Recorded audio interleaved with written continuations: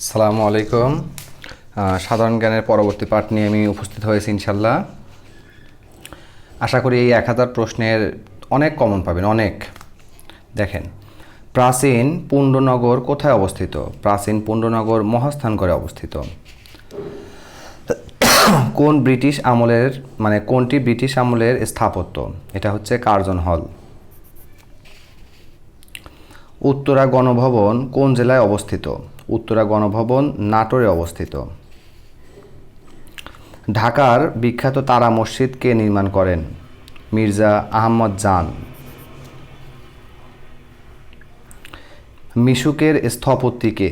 মিশুকের স্থপতি হচ্ছে মোস্তফা মনোয়ার। আনন্দবিহার কোথায় অবস্থিত?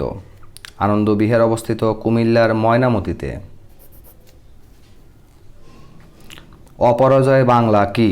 অপরাজয় বাংলা মুক্তিযুদ্ধ ভিত্তিক ভাস্কর্য।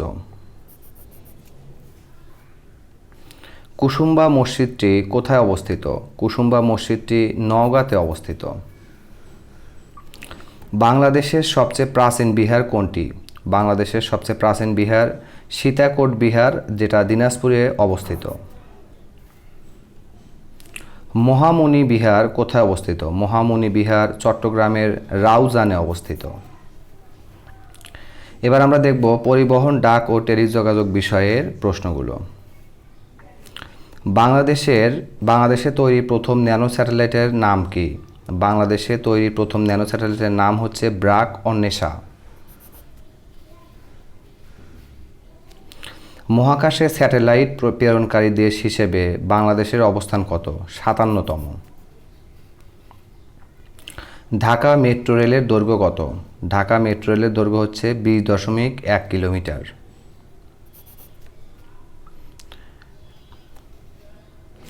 বাংলাদেশের প্রথম বাণিজ্য জাহাজের নাম কি? বাংলাদেশের প্রথম বাণিজ্য জাহাজের নাম হচ্ছে বাংলার দূত। পদ্মা সেতুর দৈর্ঘ্য কত? পদ্মা সেতুর দৈর্ঘ্য হচ্ছে 6.15 বা 15 কিলোমিটার। এরপরে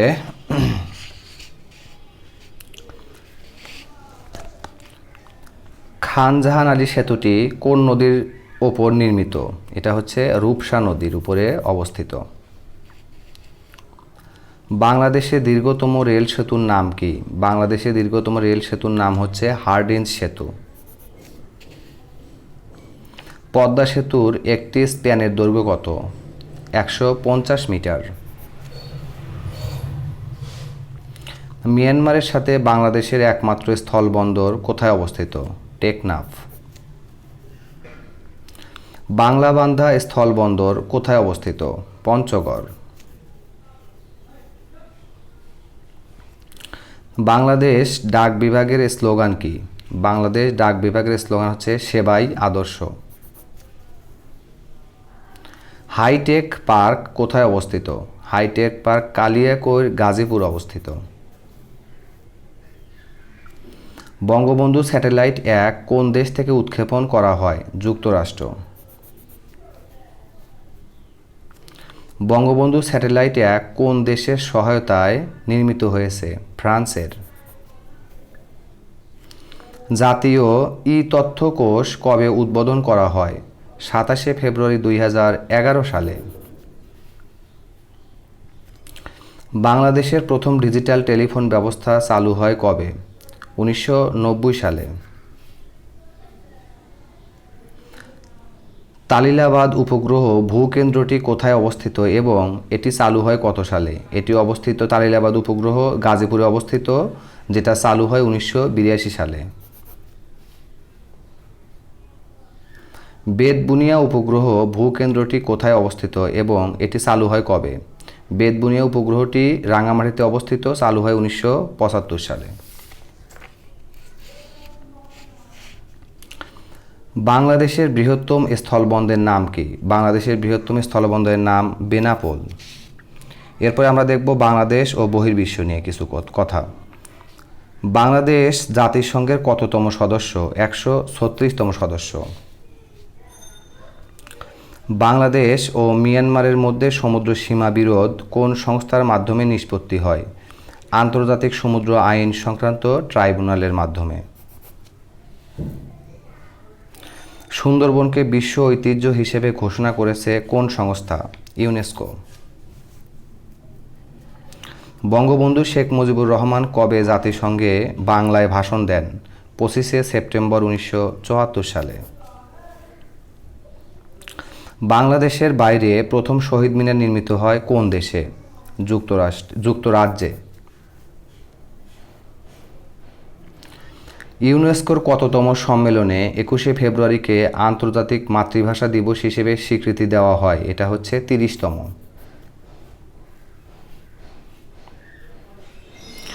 আন্তর্জাতিক মাতৃভাষা দিবস উপলক্ষে বাংলাদেশের কেন্দ্রীয় শহীদ মিনারের ছবি সম্বলিত ডাক টিকিট প্রকাশ করে কোন দেশ? উত্তর যুক্তরাষ্ট্র।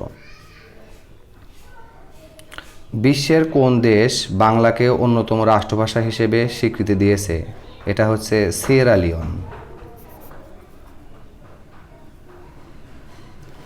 বাংলাদেশ স্কয়ার কোথায় অবস্থিত? বাংলাদেশ স্কয়ার লাইবেরিয়ায় অবস্থিত।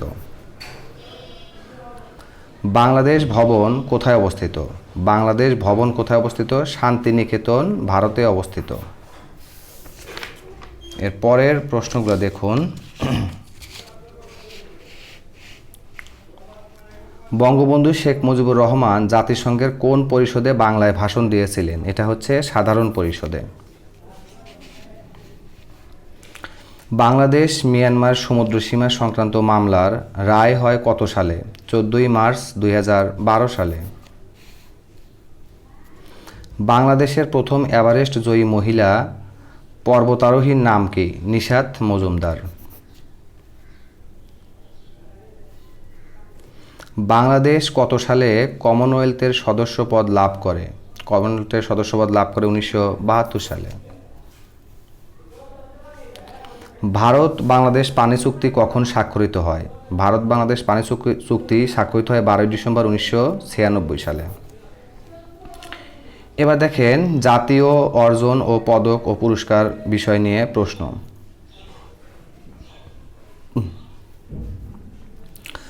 সাম্প্রতিক কোন আবিষ্কারের কারণে বাংলাদেশে আন্তর্জাতিক পেটেন্ট অর্জন করেছে? পাটের জিন তথ্য। 2021 সালে স্বাধীনতা পদক পেয়েছে কতজন? 9 জন।